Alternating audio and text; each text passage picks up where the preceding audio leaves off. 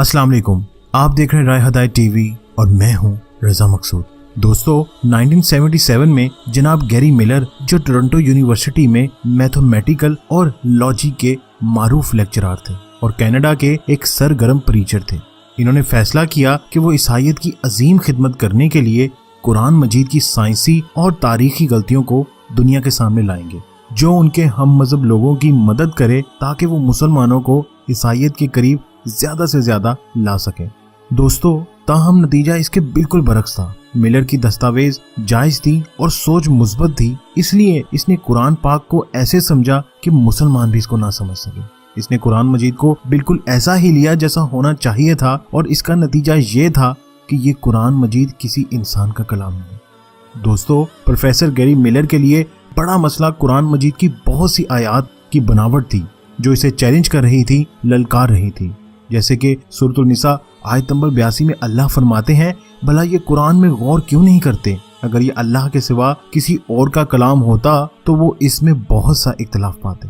इसी तरह सूरतुल बकरा आयत नंबर 23 में अल्लाह फरमाते हैं, और अगर तुमको इस किताब में जो हमने अपने बंदे मोहम्मद अरबी सल्लल्लाहु अलैहि वसल्लम पर नाजिल फरमाई है कुछ शक हो तो इस तरह की एक सूरत तुम भी बना लो, और अल्लाह के सिवा जो तुम्हारे मददगार हों इनको भी बुलाओ अगर तुम सच्चे हो। दोस्तों, अगरचे प्रोफेसर मिलर शुरू में ललकार रहा था और चैलेंज कर रहा था, मगर बाद में इसका ये रवैया हैरत अंगेज तौर पर तब्दील हो गया और फिर इसने बयान किया कि इसको कुरान से क्या मिला। दोस्तों, आज की वीडियो में हम प्रोफेसर मिलर के लेक्चर हैरत अंगेज कुरान के बारे में ही जिक्र करेंगे। दोस्तों, प्रोफेसर मिलर कहते हैं कि यहाँ कोई लिखने वाला ऐसा नहीं मिलेगा जो एक किताब लिखे और फिर सबको ललकारे और चैलेंज करे कि ये किताब गलतियों से पाक है। कुरान मजीद का मामला कुछ दूसरा है। ये पढ़ने वाले को कहता है कि इसमें गलतियां नहीं हैं और फिर तुम तमाम लोगों को चैलेंज करता है कि अगर तुम कहते हो कि इसमें गलतियां हैं और तुम अपनी इस बात पर सच्चे हो तो इन गलतियों को तलाश करके दिखाओ, या तुम समझते हो कि ये अल्लाह के सिवा किसी दूसरे का कलाम है तो इस जैसी एक सूरत ही बनाकर दिखा दो। कुरान मुकद्दस नबी करीम सल्लल्लाहु अलैहि वसल्लम की हयात मुबारका यानी जाती जिंदगी के सख्त लम्हात का जिक्र नहीं करता, जैसा कि आप सल्लल्लाहु अलैहि वसल्लम की रफीक हयात और महबूब बीवी हज़रत खदीजतुल कुबरा रज़ी अल्लाह ताला अन्हा और आपके साहबजादियों और साहबजादों की मौत। जब कोई अपनी जाती जिंदगी लिखता है तो वो अपनी कामयाबियों को बढ़ा चढ़ा कर बयान करता है और अपनी नाकामियों और शिकस्त के मुतल्लिक दलाइल देने की कोशिश करता है, जबकि कुरान मजीद ने इसके बरक्स किया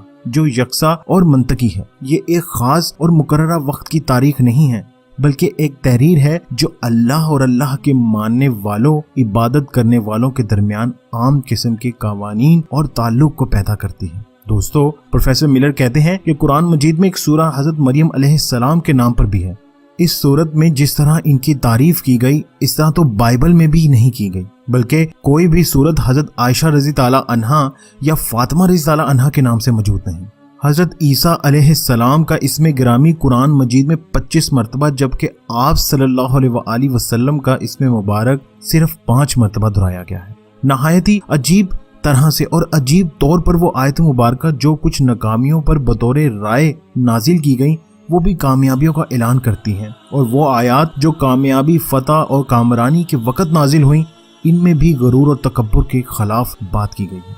कुछ तनकीद करने वाले ये कहते हैं कि नाउज़ुबिल्लाह के जो कुछ कुरान में लिखा है वो सब आसे, भूत और शैतान नबी करीम सल्लल्लाहु अलैहि वसल्लम को सिखाते थे, नाउज़ुबिल्लाह, या हदायत दिया करते थे। लेकिन सवाल ये पैदा होता है कि ये कैसे हो सकता है, जबकि कुरान मजीद में कुछ आयात ऐसी भी हैं, जैसे सूरत अल अशार की आयत नंबर 210 में अल्लाह फरमाते हैं, और इस कुरान को शैतान लेकर नाजिल नहीं हुए। और कुरान में एक और जगह अल्लाह फरमाते हैं, और जब तुम कुरान पढ़ने लगो तो शैतान मदू से पनाह मांग लिया करो।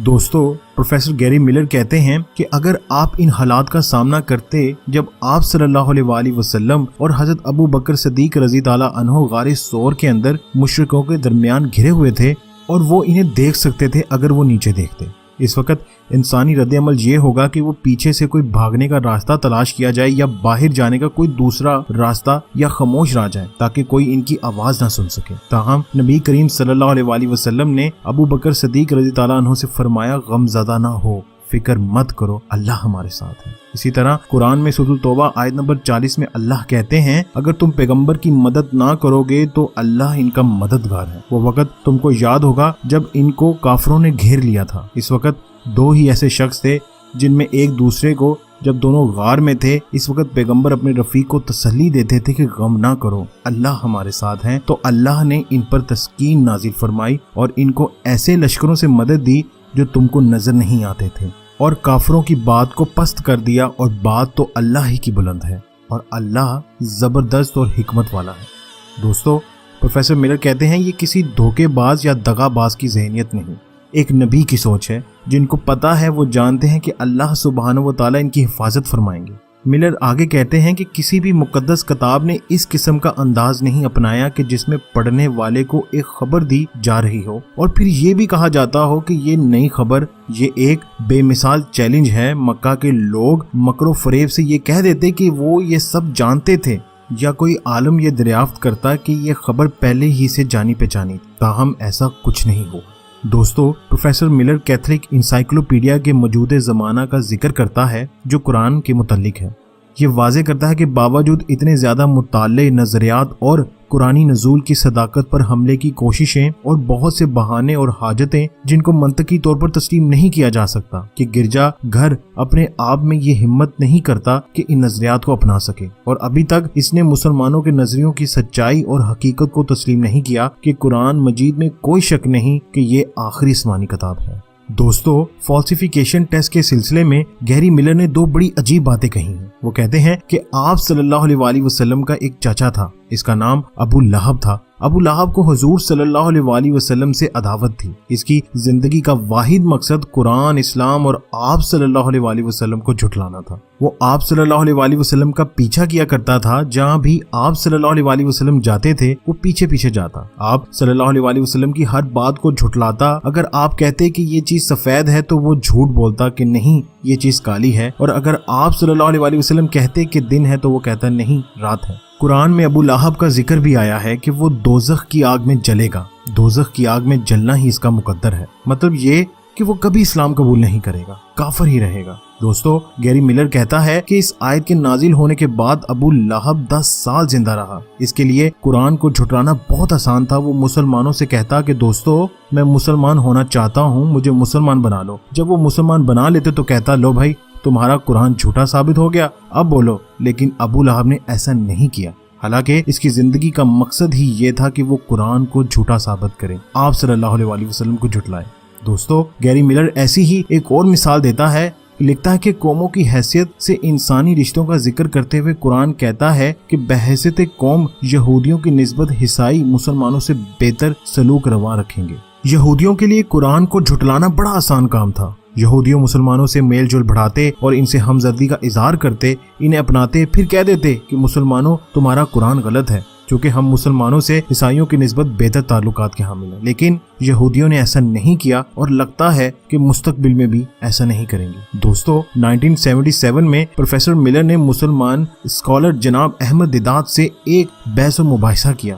اس کی منطق صاف تھی اور اس کی تائید ایسی دکھائی دیتی تھی کہ جیسے وہ سچائی تک بغیر کسی تعصب کے پہنچنا چاہتا تھا۔ بہت سے لوگوں کی خواہش تھی کہ وہ اسلام قبول کر کے مسلمان ہو جائے۔ دوستو، 1978 میں پروفیسر ملر نے اسلام قبول کر ہی لیا اور اپنے آپ کو ابو الاحد کے نام سے پکارا۔ انہوں نے کچھ عرصہ سعودی عرب میں تیل اور معدنیات کی یونیورسٹی میں کام کیا اور اپنی زندگی کو دعوی بذریعہ ٹیلی ویژن اور لیکچرز کے لیے وقف کر دیا۔ دوستو، حقیقت میں پروفیسر ملر اپنا نقطہ نظر تبدیل کرنے اور صحیح راستے پر چلنے میں کافی حد تک صاف اور ایماندار تھے۔ اللہ انہیں جنت الفردوس میں اعلیٰ مقام عطا فرمائے، اور ان جیسے ان تمام لوگوں کو جنہوں نے حق کو تلاش کیا اور اپنے تعصب کو اجازت نہیں دی کہ انہیں حق تک پہنچنے سے دور رکھے، مزید ہدایت نصیب فرمائے اور حق کی روشن شرح پر چل کر اپنی عاقبت سنوارنے کی توفیق عطا فرمائے۔